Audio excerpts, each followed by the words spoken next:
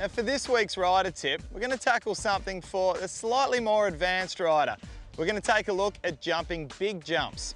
Unlike any other part to dirt biking, jumps has the biggest potential danger, so we need to keep safety first. Now what we're focusing on here is making sure our body position's right, our throttle control's right, and starting a little bit smaller. As we get more confident, we start to go bigger with the jumping.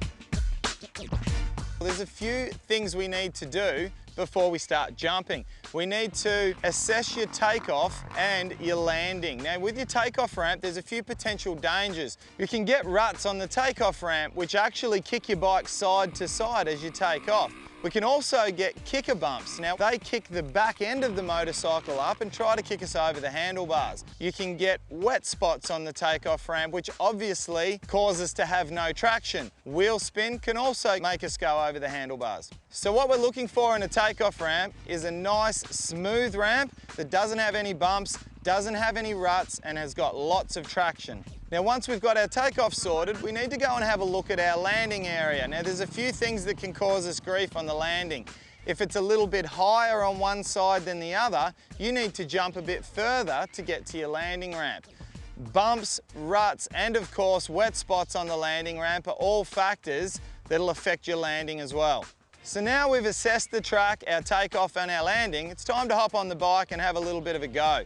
First thing, very important, is to keep nice smooth throttle control. Now always remember, any rapid movement of your throttle on a takeoff ramp will cause crazy movements to the bike.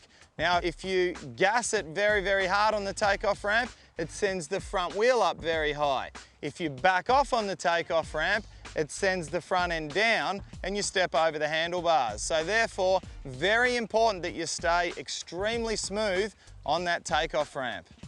Now body position is a very critical area with jumping. Now you should try to have your chin over your crossbar pad and keep those legs back, gripping through your airbox. A nice central body position is the key. You always must land with lots of power. Not only is it smoother and faster, but your suspension handles so much better when you've got a lot of power on. There's a build-up phase, a step-by-step process that you need to use to attempt to jump a big jump for the first time. First couple of times we roll up and over the jump to make sure everything's okay. Once you're right and you're happy with your little build-up process, we do the most important part, which is called a 3/4 lander. Now to do this, all we do is we jump 3/4 the distance of the whole jump.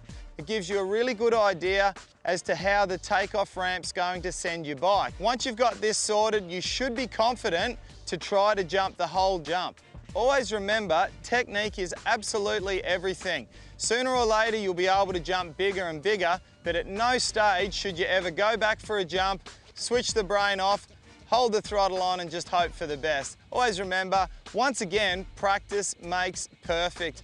Keep practicing, guys. You'll get your goal achieved. We'll see you next time.